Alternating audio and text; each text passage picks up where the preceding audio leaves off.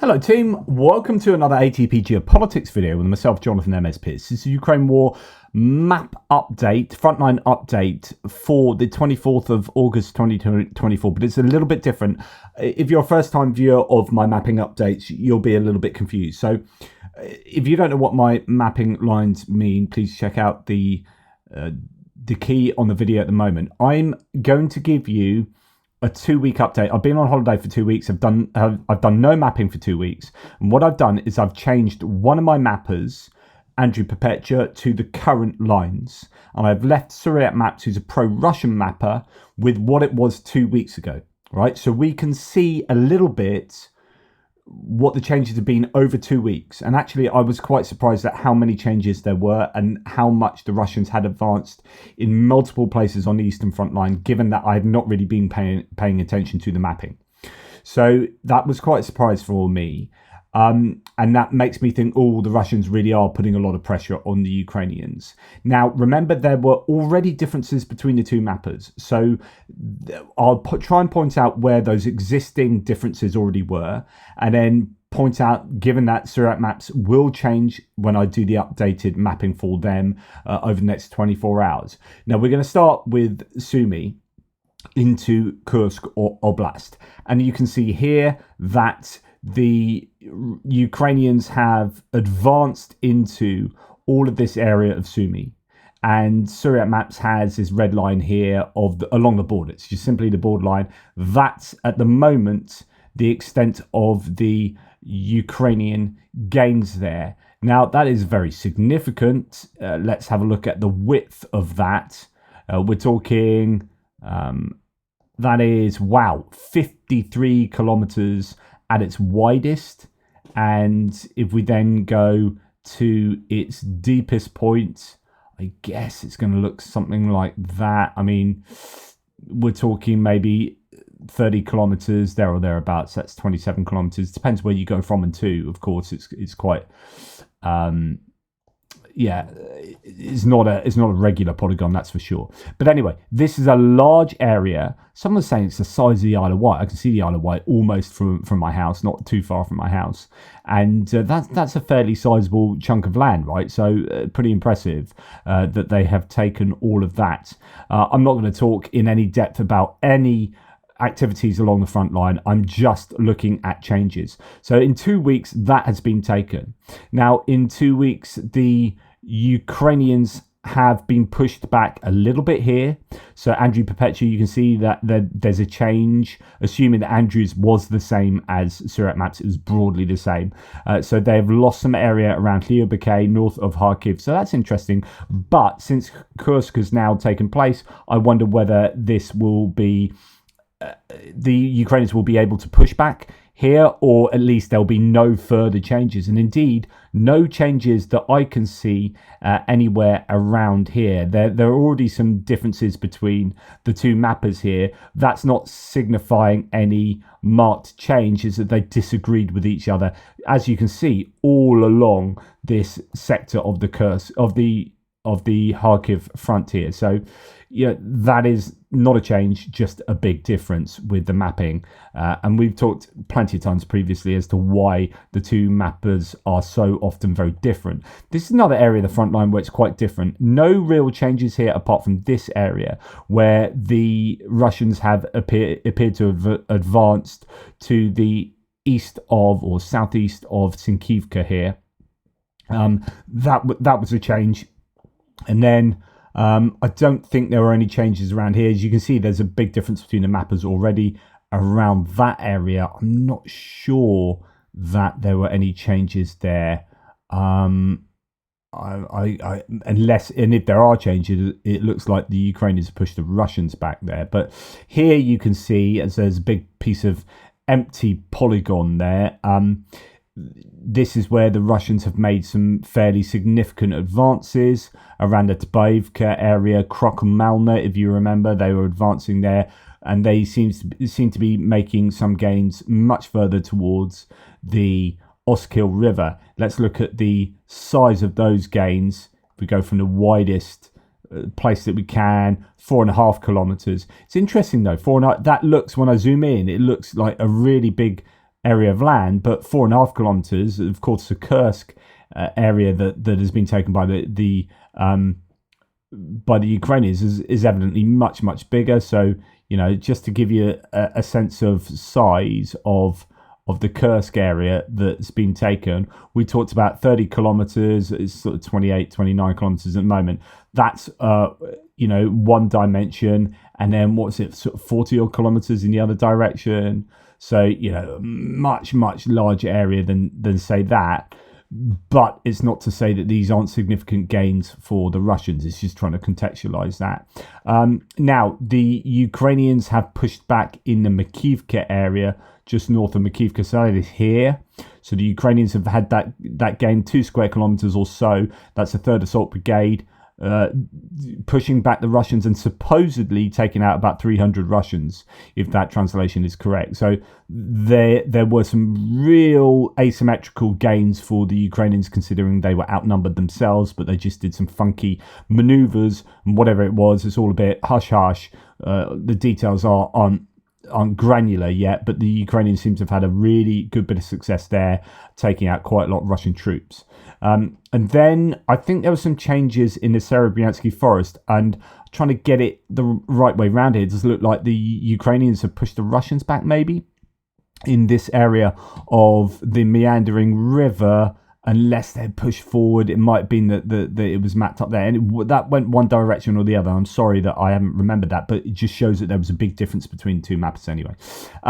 Then when we come down, there were changes. There were changes in a lot of places. Vuknok and Myanka around here, there were changes, although it doesn't look like there's a huge difference between the mappers in some of these areas, and that's because Andrew Perpetua would have been catching up maybe with what Surek maps have done. So some of the changes would be alignments rather than massive gains. But as you can see here, Rozdalivka, I'd imagine that Surek maps is going to have much of this area under Russian control, more so than Andrew Perpetua. But you can see that that's a sizable chunk of land that the Russians have taken back, moving north of Soledar and Bakhmut there. Not any sizable gains in the Chasiv Yar area, just sort of Kalinivka, Bodanivka area. But again, in the Bodanivka area, Surek maps already had that under Russian control anyway, but a little bit of a change here. So some gains in Chasiv Yar, but I've been amazed that the Russians have not really pushed much further into Chasiv Yar proper, and I do believe it could be because Chasiv Yar has been one of the areas where the Russians have taken troops to throw them up into Kursk, and so that's Kursk having an effect here, even if it isn't having a great effect on Pokrovsk area. There's some interesting claims about Kurdyamivka today, that a flag was put up, but it could have been done by drone, and if it's done by drone, it's kind of a bit meh. Both sides seem to do that occasionally, dropping flags with drones or attaching them in ways by drones. There was a mast around here somewhere where there was a Ukrainian flag flying, and I don't know if it means that the Ukrainians are pushing or have taken ground or anything like in Kurdyamivka, anything like that, but it would be great if they have, but I'm not too sure that is the case. Now, as you can see here, massive amounts of ground taken in Toretsk, New York, and indeed here in the Pokrovsk direction. So you can see these areas of unshaded land. That's where Suryak maps staying where it is, because I've not changed the mapping there. Andrew Perpetua's mapping has pushed the Russian lines beyond that, so you can get a sense of the amount of land at least that has been taken, or thereabouts. And Surek maps no doubt will have the Russian lines even further into Ukrainian territory. We can see here that areas of Toretsk, the outskirts of Toretsk, through Pivnichne here, and then coming into the southern areas of Toretsk through the wooded areas there, and through Druzhba up here. It is looking like Toretsk is seeing signs of fighting in its main areas, and then New York is pretty much taken by the Russians now, whereas before they were coming up this area. You can see what we had, this bridgehead coming north that was a thin bridgehead, and you were thinking if the Ukrainians had enough capacity they could cut those troops off along here. And it just goes to show that they didn't have, and they don't have, the troops that you would like them to have, which given situations like that, you wonder what is to be made of these rumors. And I'm hearing them again today. I heard some more just now that they are going to attack along the Kimburn Spit and this other spit here, the Tendriska Spit too, that they're going to attack along here, possibly across the Dnipro River. There's talk about them amassing forces in Zaporizhia, the Ukrainians, to attack, to make the Russians play whack-a-mole and keep them on their toes and maybe break through. And you're thinking, hang on, like, if that's really on the cards, surely you could have put a force together to cut off the Russians in New York and really help out around here. So I do wonder, it might just be that one is easier than the other. But anyway, significant land taken around Toretsk and New York here. And then when we come to the Prokhorovsk direction, a couple of things to note here. One, a lot of land has been taken, and this is causing a lot of consternation. You've got a fairly decent amount of land, that's 8 kilometers going that way. North to south is pretty substantial. That is 13 kilometers in that area. So this is a fairly decent patch of land that the Russians have taken. What interests me is that they have been stopped around Vozdizhenka here, which is on the way to butchered that name, on the way to this T0504 highway connecting Prokhorovsk all the way up to Konstantinivka up there on that semicircle of Konstantinivka, Druzhkivka, Kramatorsk and Sloviansk, right? So this is a really important road. It's under something of fire control, so I doubt it's going to be used particularly easily. It'll be close to the public.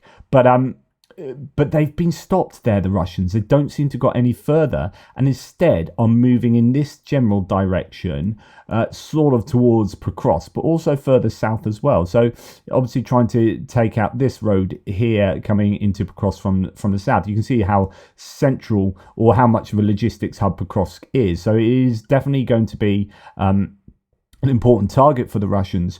The other question is, where exactly are the proper defences that are supposed to exist to the east of Prokhorovsk? So I've been saying that perhaps it's not too bad that the Russians are taking this land. It's not that valuable because actually the Ukrainians would want to just cede territory, as long as they're bleeding the Russians in terms of personnel and materiel, cede that territory until they reach those much more substantial fortifications, and then you need fewer men to defend against the Russians in those fortifications, and you'll get a lot more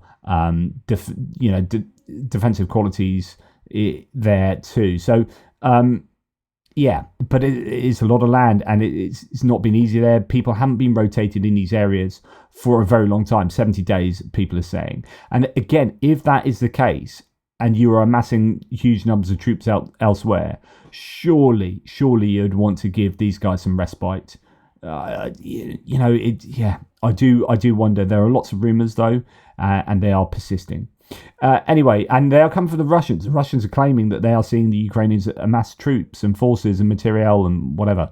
So just not quite sure what to think. But anyway, this is certainly an area where the Russians have made some serious gains. Not a crazy amount, interestingly, around Pervomaisky. There are bits and pieces all over the front where there are changes, of course, just not quite as much as I was expecting. Krasnohorivka has fully fallen by the looks of it, including, most of this northern part of the town. Yeah, you've got these outer suburbs up here that are still under Ukrainian control by the looks of it. But Krasnohorivka has predominantly fallen to the Russians. And then, no changes to Andrew Perpetua's mapping around Mariinka, Horivka, and into this Maximilianivka there. So that's good news. Pobieda as well seems to have stayed broadly the same. Paraskovivka on from Novomykhailivka, some slight changes there as the Russians appear to have got into Konstantinivka from the east. That's a worry. This is a settlement that the Russians really desperately would like to take, and the Ukrainians would rather they didn't, because that gives them access to this road.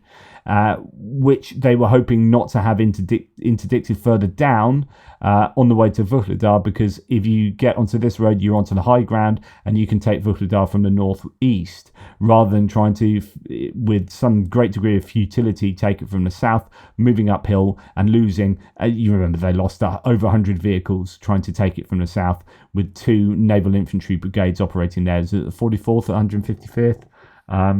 Or something like that. Anyway, they got a proper pasting a number of times, so they kind of changed their approach and are trying to take it from the northeast. And it looks, as you can see here, Andrew Perpetua's mapping is showing quite a significant set of gains for the Russians in 2 weeks. That's not bad going for them. You do wonder at what cost it comes to the Russians. We are seeing lots of footage from this kind of neck of the woods and all along this eastern front, but I think quite a bit from around here where their attacks are met with some pretty fierce artillery barrages, and they are losing quite a few pieces of material. So, but they are making those gains, and the Russians seem to be operating on this calculus that we don't really care about our troops. So as long as we're making kilometers, it doesn't matter what we lose to make those gains. Our metric of success is square kilometers alone. Okay. So that is an area where the Ukrainians are under a real heap of pressure. They've also made some gains, the Russians, in the Uruzhaini area. Harvest, that means in English.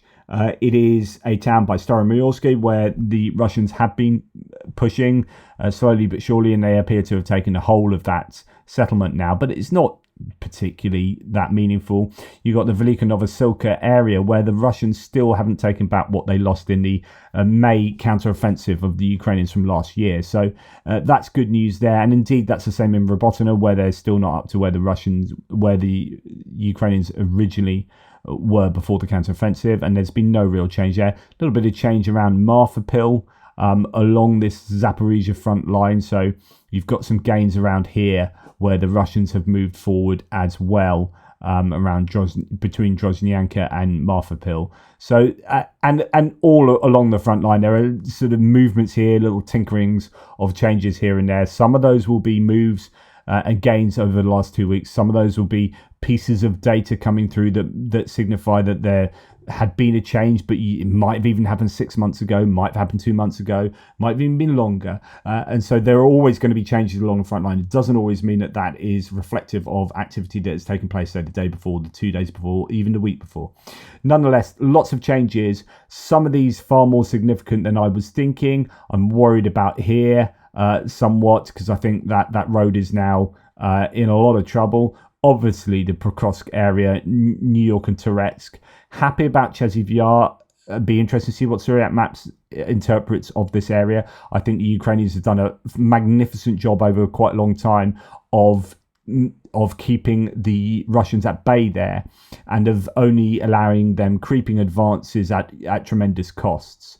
So that's interesting. There has been sort of a mounting sort of low-level pressure. It's not low level, there's lots of pressure, but mounting pressure in the Seversk front line, where they're pushing from Soledar north here. Also, Ivano Darivka here is apparently fighting there again. This is often seen as Andrew Perpetua as a large grey area. Syriac Maps had put that under control of the Russians, then drew it back. And it would be interesting to see what Syriac Maps says now going forward. It could be that they signify that as being under Russian control. So that kind of pressure mounts for Bilahorivka up here, although Andrew Perpetua has no change around this area, which is good news. But that then puts added pressure on Seversk as a whole, which will be another one of these places that the Russians would desperately want to control, because that's your key to this whole area, really. And then, northeastern front line, a couple of fairly significant gains for the Russians, but also a few gains for the Ukrainians. So really, it's essentially the case that the Ukrainians are succeeding very well up in Kursk, although it has slowed down considerably. And that is put against all the other sort of Russian gains everywhere else. And we play this game of military chicken to see who capitulates first. Anyway, going forward, if I can get my Syriac map updated, I'll get back to normal mapping. It may be tomorrow. It may have to wait to the day after, and then we'll get the pins on and we'll see on a daily basis what the changes are to the mats. But hopefully that gives me a better understanding of what's been going on already in the 2 weeks that I've been away. I do apologize for not having had it updated, but it's the nature of holidays, so sorry, not sorry. I got a bit of a suntan. Take care, guys, and I do appreciate your support. Speak soon. Toodle pips.